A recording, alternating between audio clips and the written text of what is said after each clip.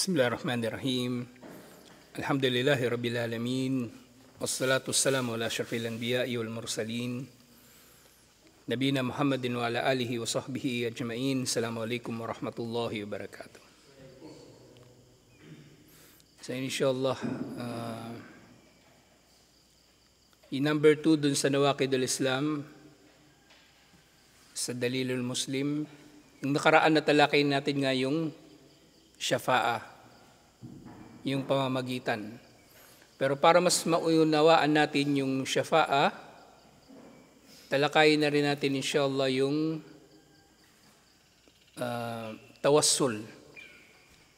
Yung tawassul o pagpapalapit kay Allah subhanahu wa ta'ala. Yung Shafa'a, balikan nga natin yun.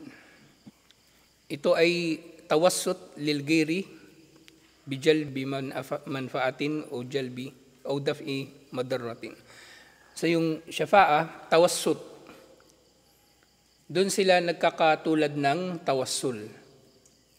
Kumbaga meron kang ginagawa o kinukuha na isa pa o ibang bagay na magiging dahilan o inaasahan mo na magpapalapit sa iyo kay Allah o magdudulot sa iyo ng pakinabang.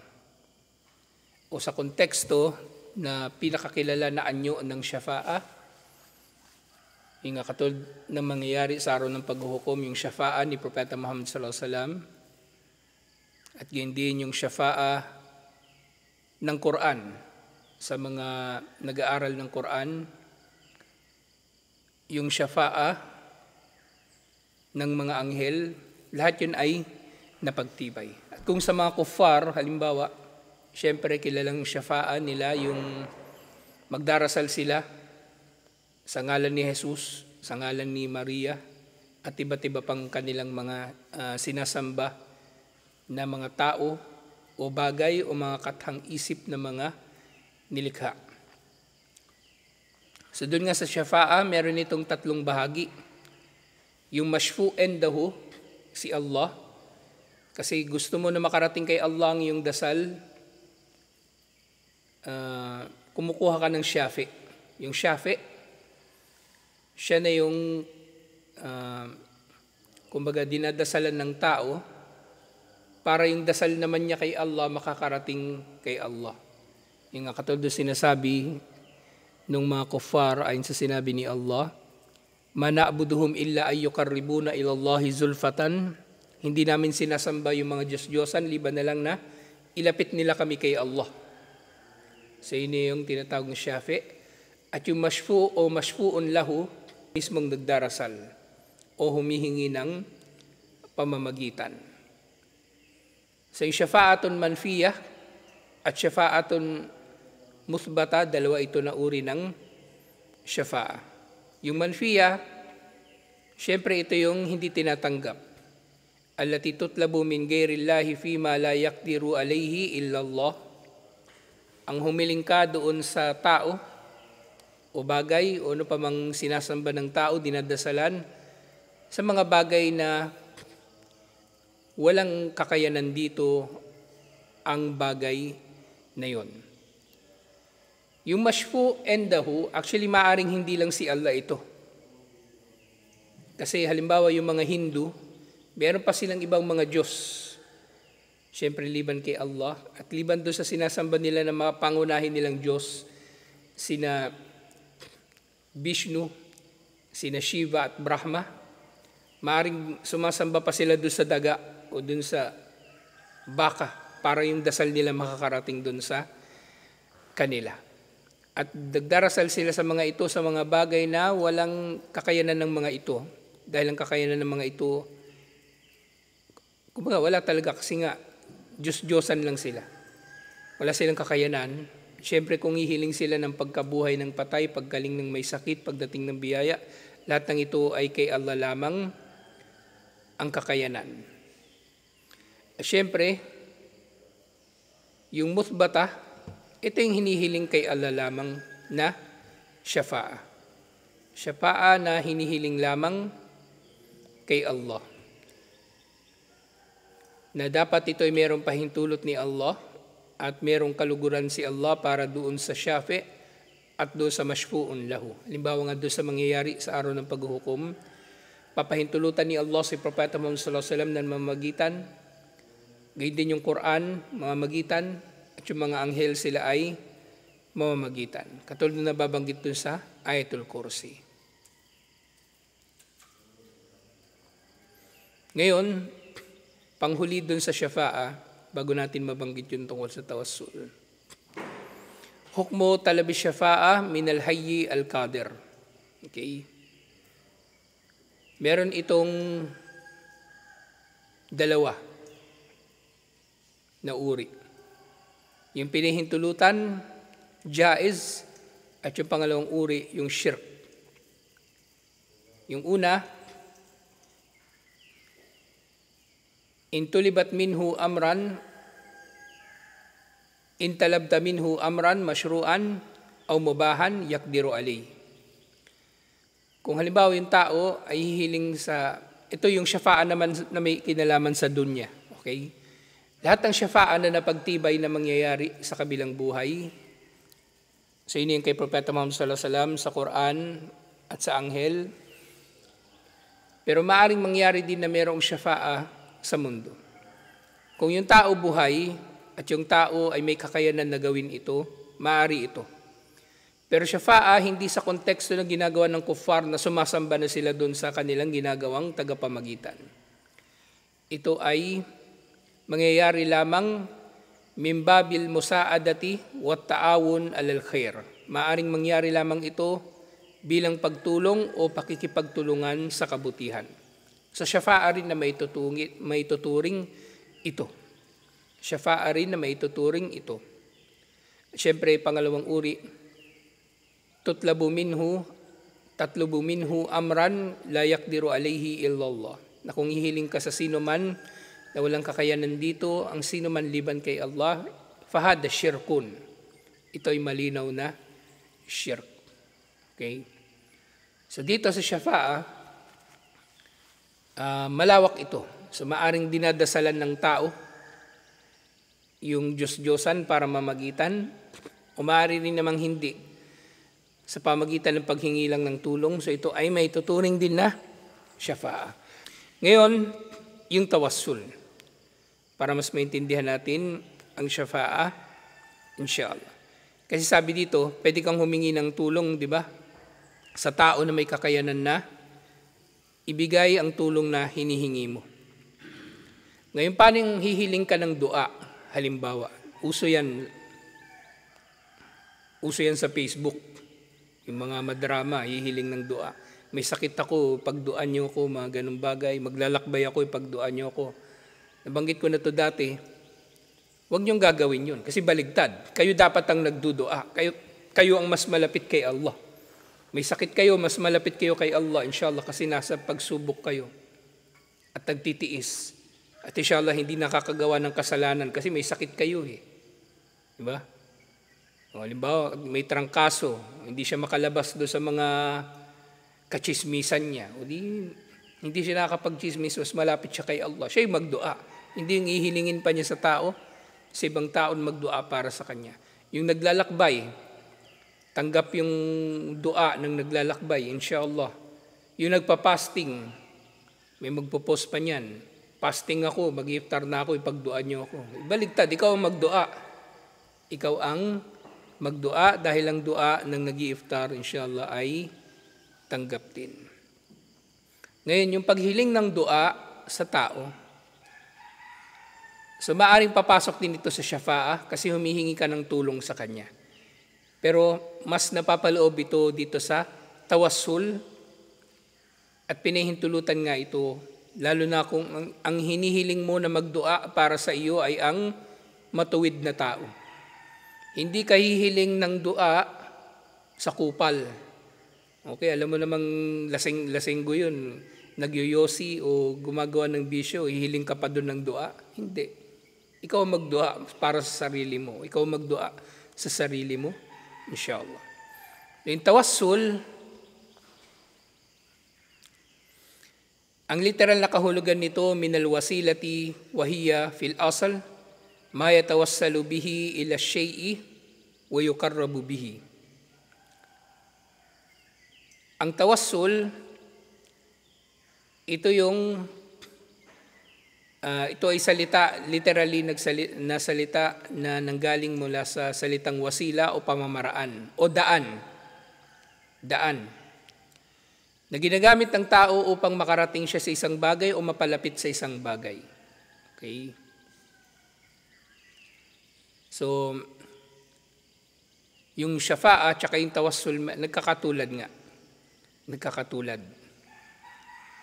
Pero istilahan sa Islam, sa technical na kahulugan nito, hiya ittikhadu sababin masyru' yukarribu ilallahi ta'ala. Ito ay ang pagkuha o paggawa ng isang bagay na magpapalapit sa tao kay Allah, nang sa gayon ay mas tugunin ni Allah ang kanyang panalangin, insyaallah.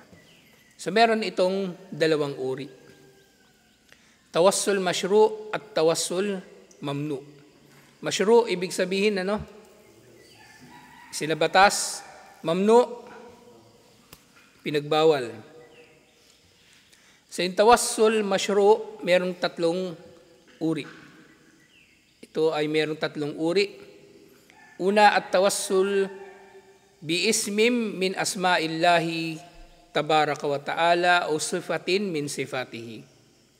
Tawassul sa pamagitan ng mga pangalan at katangian ni Allah. Tawassul sa pamagitan ng mga pangalan at katangian ni Allah.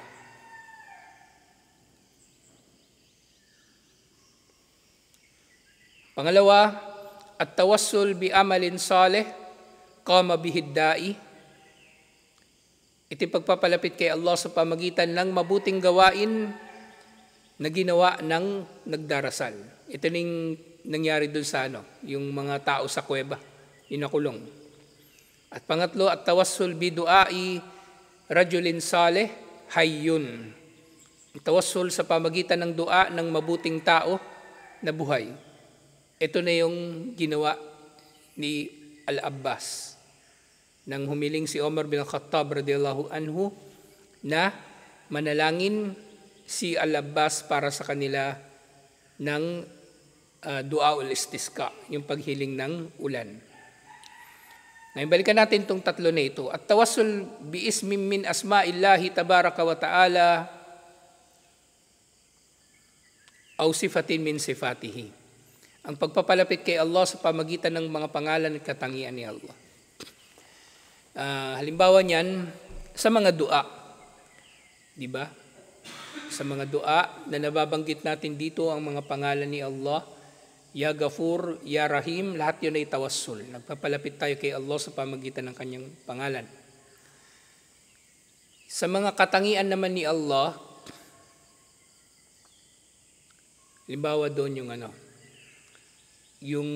yung dua, kapag may nararamdaman kang sakit sa iyong katawan, a'udhu billahi wa qudrati min syarri ma ajida wa uhadir, sunna yun na sambitin 7 ulit o higit pa o mas konti pa doon lang ang problema. Kung mayroong masakit sa katawan mo, ulo o yung dibdib mo, yung tiyan mo, nandun yung sa Hisnul Muslim, a'udhu billahi wa qudrati, nagpakup ako kay Allah at sa kanyang kapangyarihan, sa kanyang kakayanan. Yung kudra, yun ay sifa o katangian ni Allah. Yung Allah, pangalan ni Allah. So ikaw ay, nagtawassul sa pamagitan ng kudra ni Allah at nanalangin kang diretso kay Allah sa pamagitan ng pagbanggit ng kanyang pangalan. Sa pamagitan ng pagbanggit ng kanyang pangalan. Na itong tawassul na ito sa mga pangalan at katangian ni Allah, pareho lang din ito doon sa tinatawag na kisim o yung panunumpa. So pwede ka manumpa pareho sa pamagitan ng pangalan ni Allah at ng katangian ni Allah. Pareho kang pwede manumpa. Sabi mo, Wallahi, Warrahman, Warabbil Kaaba. Sumpa sa Panginoon ng Kaaba, pwede. Kasi si Allah naman ang Panginoon ng Kaaba.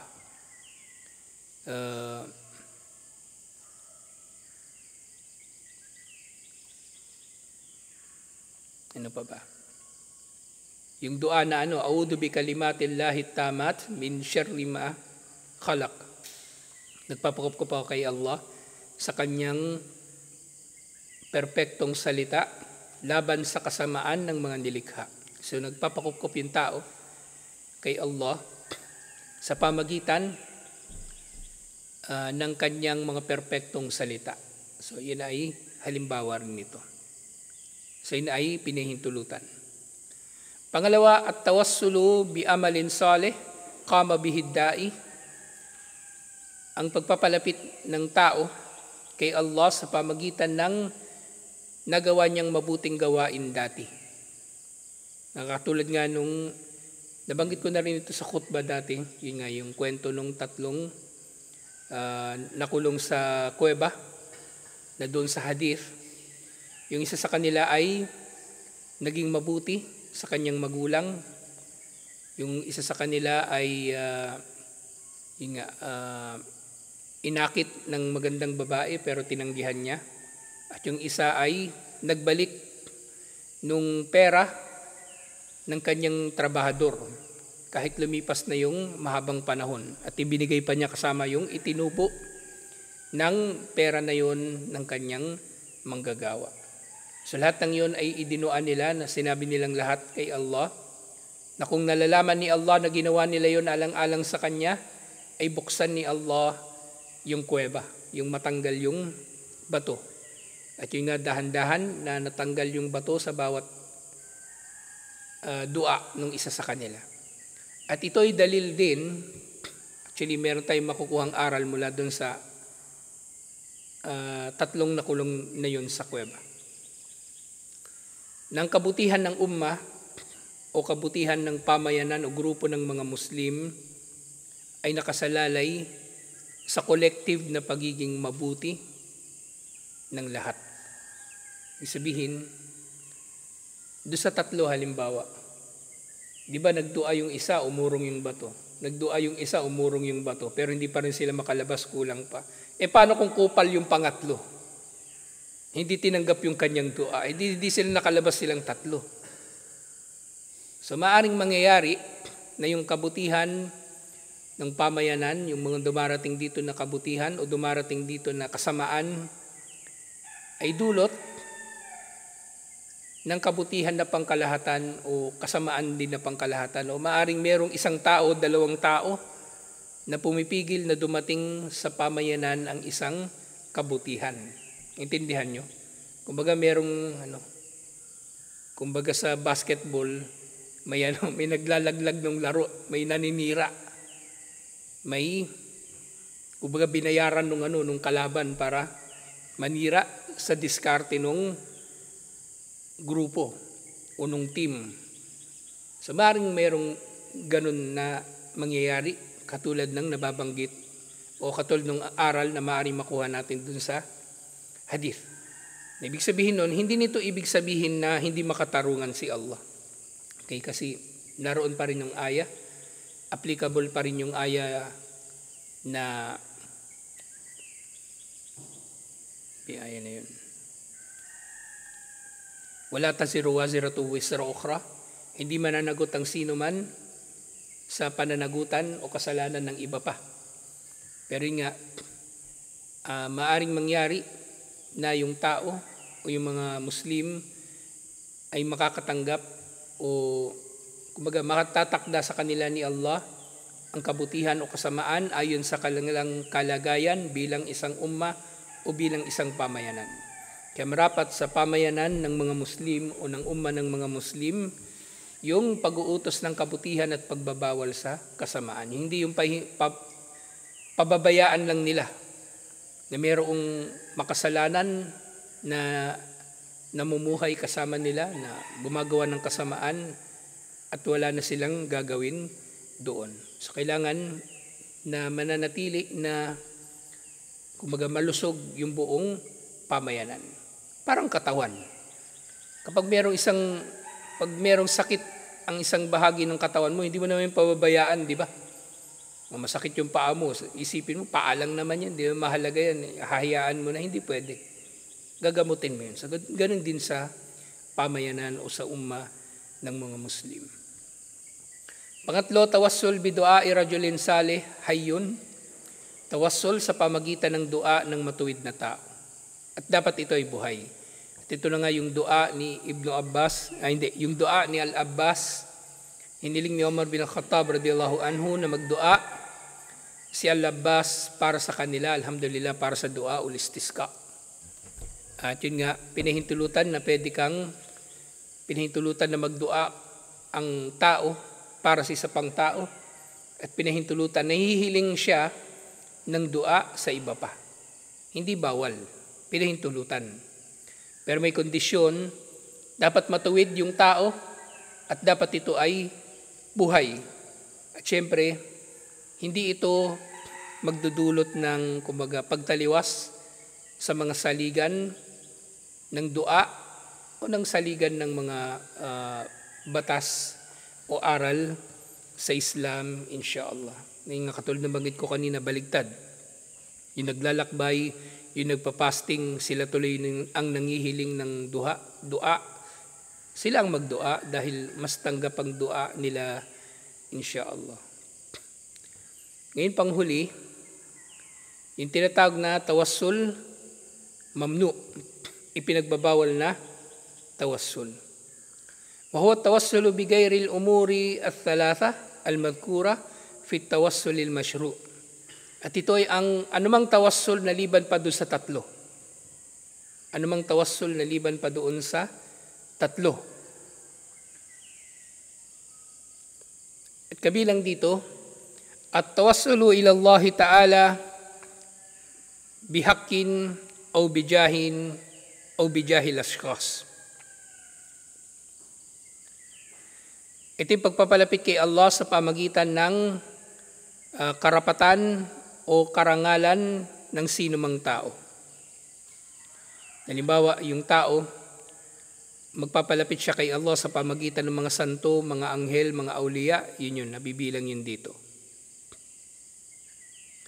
Pangalawa, ad-du'a'u wad-nadar lil awliya'i was-salihin, ang pananalangin at ang pamamanata para sa mga awliya at salihin, para sa mga awliya, yung mga santo, musliman o hindi muslim na santo, at mabubuting mga tao na ginawa ng Diyos ng iba. O inakala nila na mas malapit kay Allah, kaya dito sila hihingi ng tawassul, ng syafa'a, o dito na sila direktang mananalangin. Pangatlo, ad-dabhu li arwahil awliya'i wal uqufi hawla kuburihim.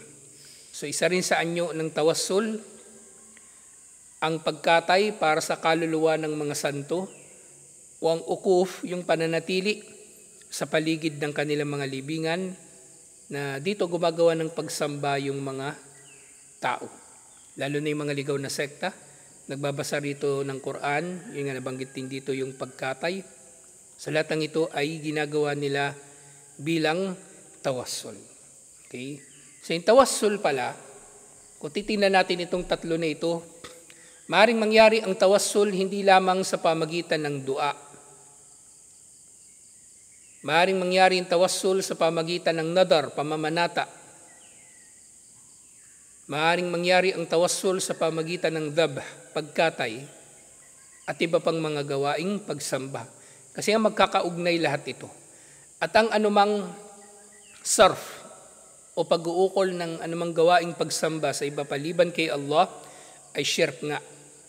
At dito nailagay siya sa tawassul dahil ang layunin ng tao ay ang makarating siya kay Allah. Ang makarating siya kay Allah. Nakatulad nga ng syafa'a. Na dito babalikan natin yung pinagkaiba nga ng tawassul at ng syafa'a.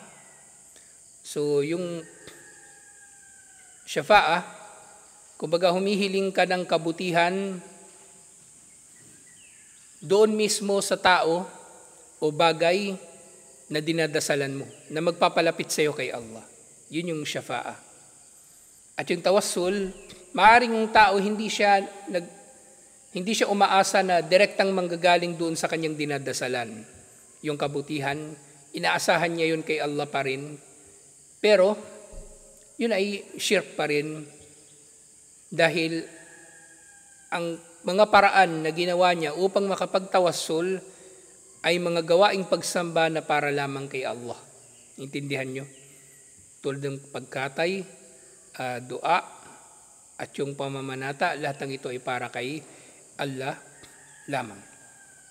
So, balikan natin yung number 1 dun sa tawassul al-mamnu. So, kapag yung tao raw ay nagpalapit kay Allah sa pamagitan ng karangalan o karapatan ng sino mang tao. Yan nga, katulad dun sa tawassul ni Al-Abbas, nang nanalangin siya ng duaul istisqa. So, nilinaw ni Omar bin Khattab radiyallahu anhu na nananalangin si Al-Abbas para sa kanila dahil lang sa siya ay buhay at siya ay matuwid at hindi sa kung ano man. Hindi dahil siya ay uncle ni Propeta Muhammad sallallahu alaihi wasallam o ano paman. So ganito rin. So mayroong mga tao na nagdarasal sa mga santo kasi matuwid o ano paman, yun ay shirk. Yun ay shirk. Dahil si Omar bin Khattab radiyallahu anhu nang humiling siya kay Al-Abbas ng dua, maaari niya naman yun hilingin sa iba pang tao. Pero sa panahon kasi na yun, namatay na yung marami sa mga sahaba at marami sa mga sahaba na sa ibang mga lugar. At maaring si Al-Abbas na lang yung matanda sa mga sahaba na kasama nila. Kaya Al-Abbas siya humiling ng panalangin. Kaya Al-Abbas humiling ng panalangin o kumbaga humiling ng panalangin, nag-request na magdasal si Al-Abbas para sa kanila. Kasi siya na lang yung natitira siguro o kaunti na lang yung mga matatandang sahaba. At si Al-Abbas, ilang taon na ba siya noon? Magkasing edad sila halos ni Propeta Muhammad sallallahu alaihi wasallam. Mas bata lang si Al-Abbas ng konti. So sabihin natin sa mga taon na yun, nung Amr Ramada, nasa 70 years old na si Al-Abbas. At marami sa mga sahaba yung namatay na.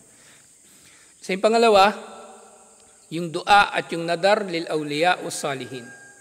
So ito, hindi lang sila basta-bastang humihingi ng pamamagitan nung tao, bagkus sila ay humihiling ng pamamagitan niya ng tawassul niya sa pamagitan ng pagdarasal. Ibig sabihin, yung kanina, ano ba yung pinahintulutan ng tawassul? Dapat buhay. At syempre nakakausap mo. Ito hindi naman buhay at hindi rin nila nakakausap. So technically, papasok na siya sa dua at yun ay magiging shirk na. Natalakay na natin yung dua, di ba? O hindi pala yung dua. Istighatha, hindi ka pwedeng hihiling sa nanay mo na wala naman dito. Yun ay magiging dua. Yung nanay mo nasa Cubao, hindi mo naman siya kausap sa cellphone, hindi mo naman siya tinetext, hindi mo naman siya sinusulatan.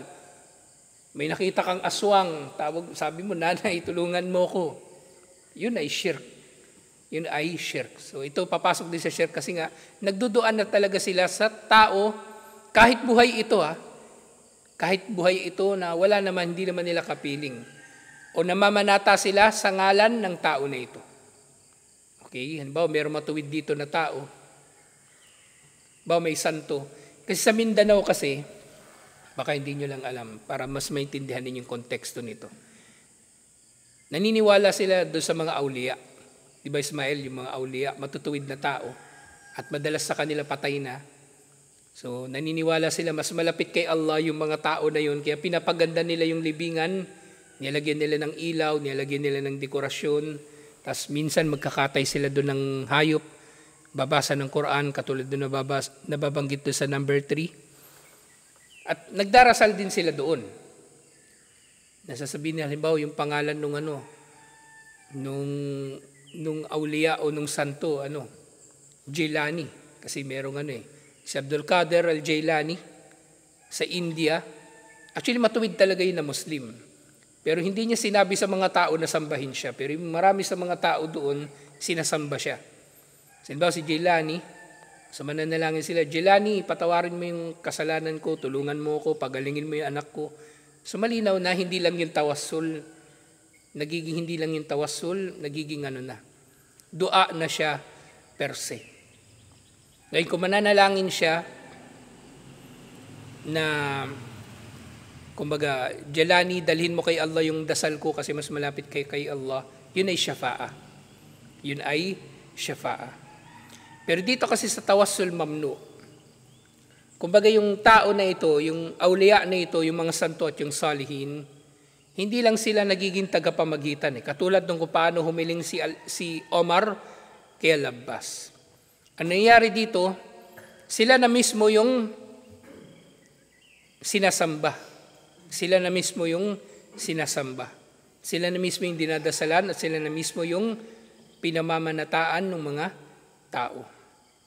Katulad din doon sa number 3, yung pagkatay para sa mga kaluluwa ng mga awliya. So patay na yung awliya, yung mga santo, pero nagkakatay sila ng mga hayop para rito. At nauupo sila tumatambay sa paligid ng mga libingan ng mga ito sa pag-asa na may kabutihan na darating sa kanila sa kanilang ginagawa na ito. So may kita nyo to na ginagawa ng mga ligaw na sekta.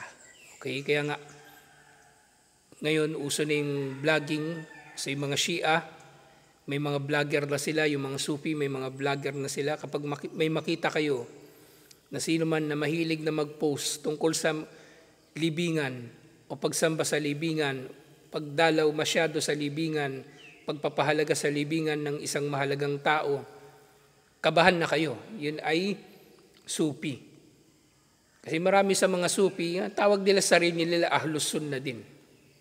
Ang mga Shia, ayaw nila magpatawag ng Ahlus Sunnah. Muslim yung tawag nila sa sarili nila.